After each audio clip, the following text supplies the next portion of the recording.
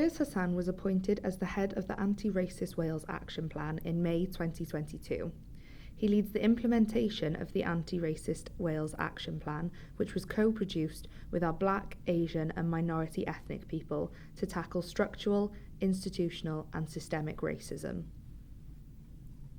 Thank you so much for joining us. Thank you very much, Molly, for the lovely welcome and for giving me the opportunities to speak.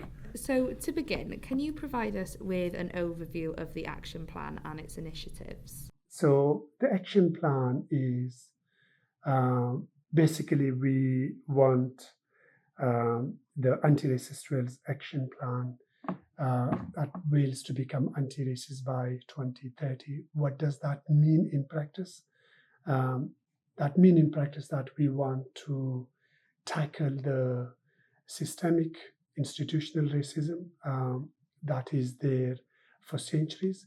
And if you really want to believe in that, then you need to have a purpose. And the purpose that we have to achieve for Wales to become anti-racist is that we need to be collectively making a meaningful, intangible difference in the lives of our Black, Asian and ethnic minority people.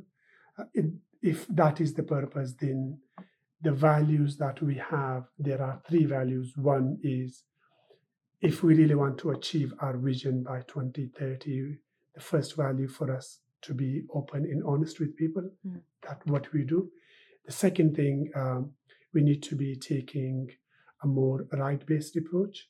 And the third thing, that the lived experience need to be the core of our decision-making process. So those are kind of, the three values that we absolutely kind of, believe in. This is what we are kind of working towards. But it's basically kind of, embed anti-racism into kind of the organization core values and kind of, the mission and the vision, the mission that we have. So this is what kind of, in a nutshell, I would say that is the kind of the vision and then the purpose and the values that we have for the plan.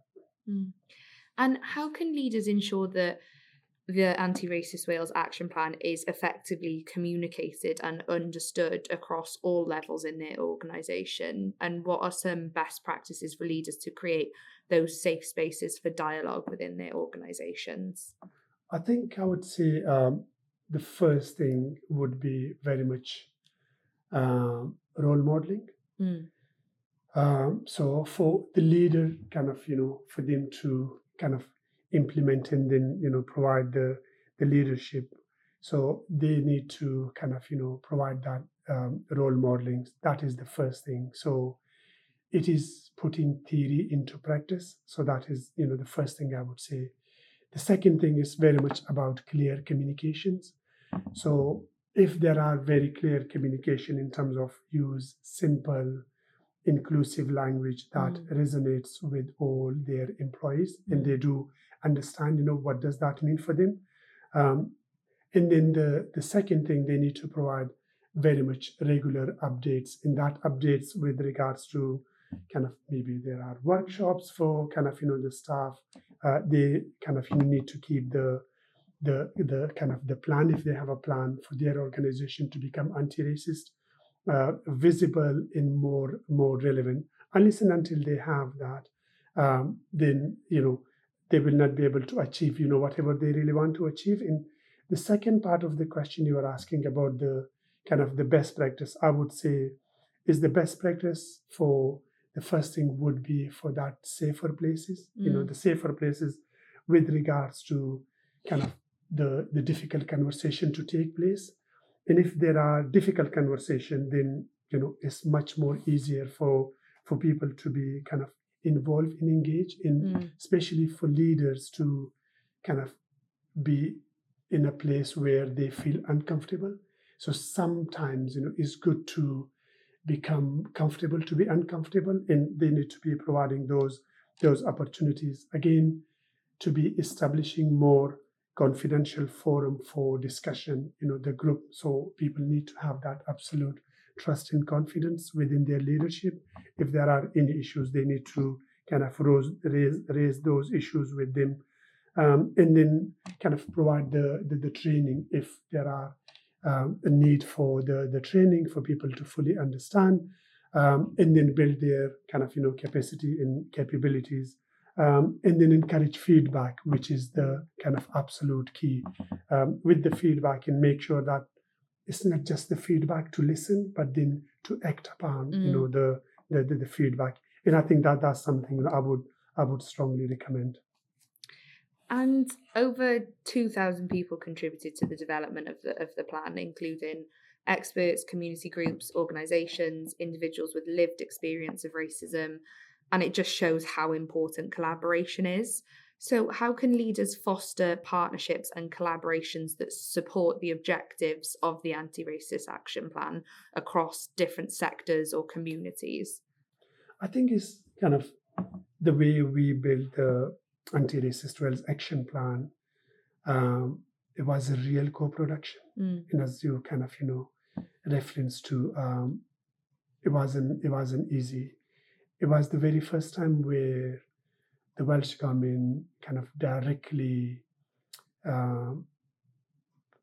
built that trust and confidence with the Black, Asian, minority ethnic communities. And then when they were putting the goals and actions on the paper, they were literally co-produced with people with lived experiences from those communities, and they were tested. So if you see the goals and actions within the plan, it's completely different. It says what is on the tin, so you will be able to do something about those kind of actions.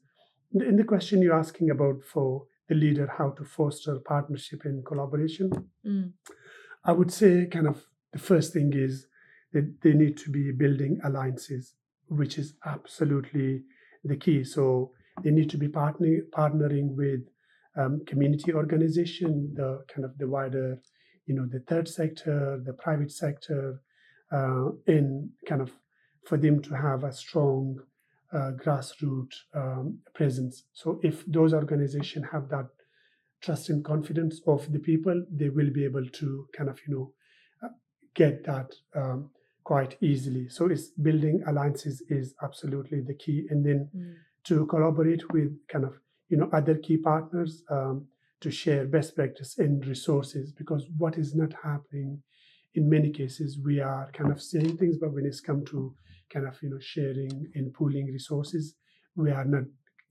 good at it. And I think that is something that we need to be focusing, especially for the leaders. And the second thing I would say is the sector wide initiative, because there are many different sectors. And if you take the anti-racist Wales action plan, we have around 11, 12 different policies area. In each policies area have very kind of different audiences, different people they are targeting. So they need to be encouraging kind of a joint venture, or maybe that co-production, the co-production I just kind of refer to promote one anti-racism, but then to promote the kind of the diversity and inclusivities that we have here in Wales. And you mentioned earlier about organisations needing to embed anti-racism into their values, and as organisations across Wales work to align with the principles outlined in the anti-racist Wales action plan, it's essential for leaders to ensure that their initiatives lead to change. So while striving for that large-scale change, what practical deliverables can leaders focus on to ensure that we are working towards the goals of the action plan? I think one I would say is for the leader, they need to kind of, do work towards some tangible actions.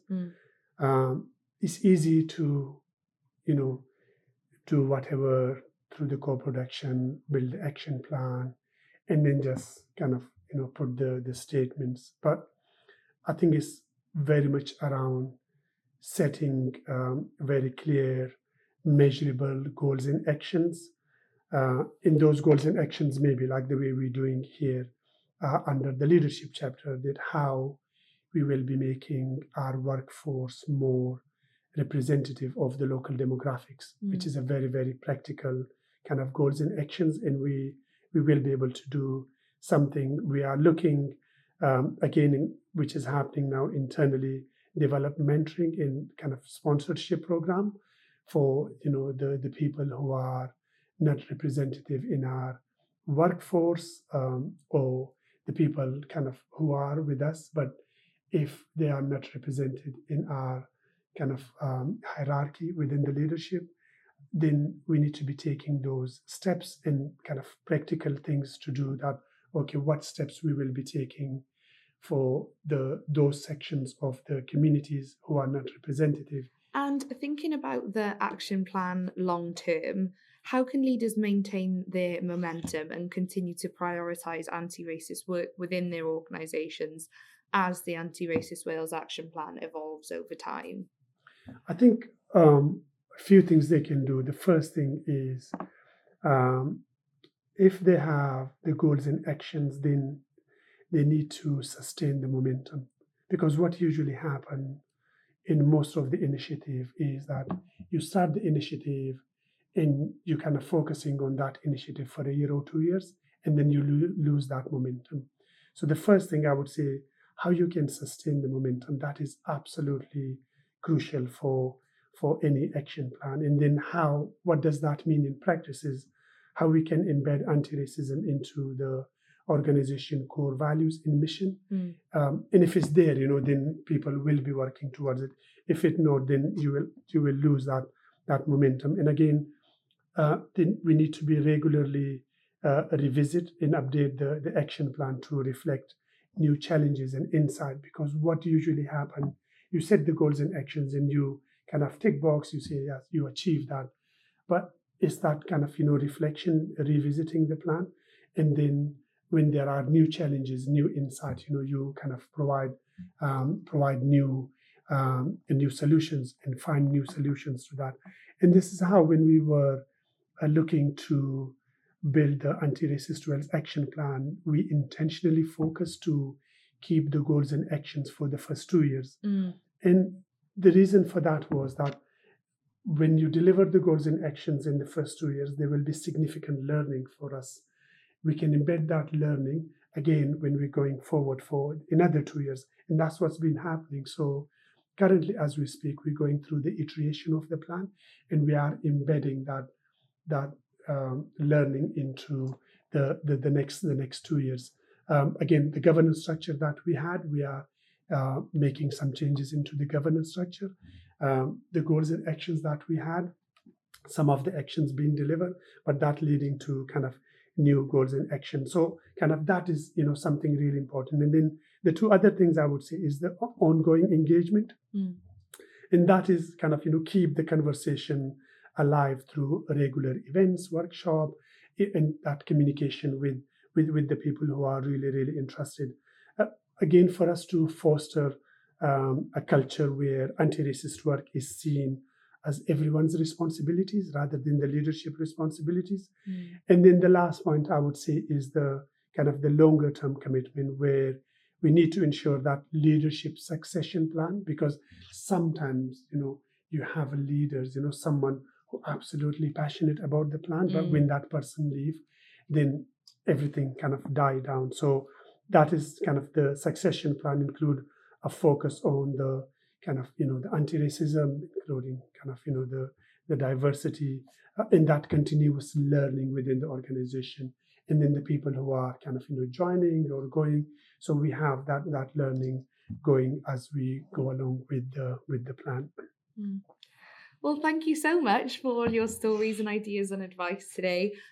Just before we end, I'd like to ask a few more quick fire questions, if that's okay. Yeah, that's fine. What is your favourite type of food? My kind of food, I'm kind of becoming more vegetarian now. So I would say recently we traveled to Geneva to attend the UN Convention on the Elimination of Racial Discrimination. In Lebanese was my kind of, really nice food, but it was like, the food we had there, the Lebanese food is I just love the Lebanese food, So It was brilliant. What is your favourite noise? I think it's kind of, I won't say the noise, but the noise when I'm watching kind of a cricket match, and when it's a very, very tense moment, and like with every single ball, when people say like make that noise, that's really the something. Buzz. The buzz, making kind of move you with everything in that excitement. So I would say, I like that. And are you more of a morning person or a night owl? I think I'm a night owl, not a morning person. No. Have you always been a night owl? I think, and it feels like I think I'm becoming more creative, like as the evening passed by. So in the morning, I'm okay, but I'm I know the feeling. And then just finally, we've recently added a new feature to the podcast where we kind of flip the roles and ask you to pose a question for our next guest. So can you tell me what your question for our next guest is? I think my question to the next person would be, I would be asking that person, what steps have you taken or plan to take to make your organization more representative of the local demographics, including ensuring that your service delivery and engagement are more inclusive? That's brilliant. I can't wait to hear their answer. So again, thank you so much for joining us. I hope you've enjoyed the experience. Thank you very much, Molly. Mae ein podlediad Sgwrsiau ar Arweinyddiaeth ar gael trwy ein gwefan. Mae'r hawlfraint y podlediad yma yn cael ei gadw gan Llywodraeth Cymru. Our Conversations on Leadership podcast is available through our website. Copyright of this podcast is held by the Welsh Government.